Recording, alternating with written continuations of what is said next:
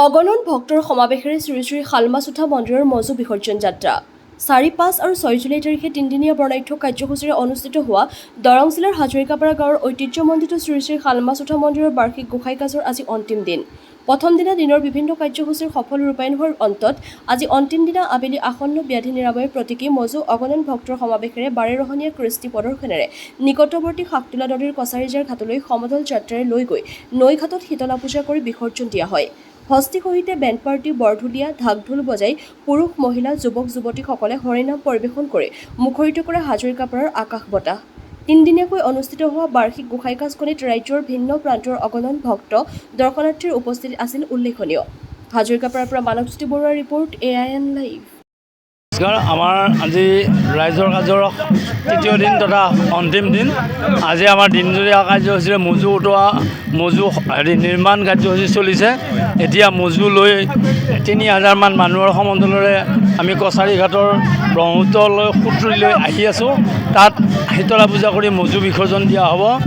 এই গোটেইখিনি বাতৰি AINৰ জৰিয়তে প্ৰকাশ কৰাৰ বাবে সকলোকে ধন্যবাদ জ্ঞাপন কৰিছোঁ।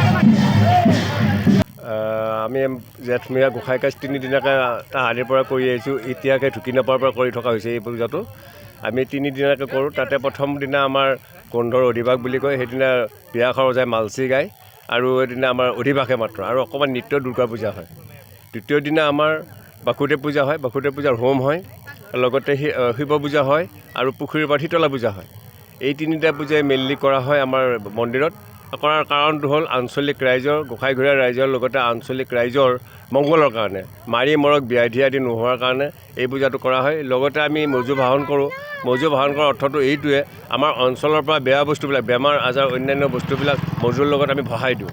আৰু মজুৰ লগত তাহানিতে ছাগলী, পঠা ছাগলী দিছিলে আৰু পাৰ দিছিলে, কণী দিছিলে। এতিয়া ছাগলীৰ ব্যৱস্থাটো নাই, পাৰ আৰু কণীৰ ব্যৱস্থাটো আছে। এইটোৱে আমাৰ উৎসৱ, মেইন উৎসৱ জেঠমহীয়া গোসাই কাজৰ।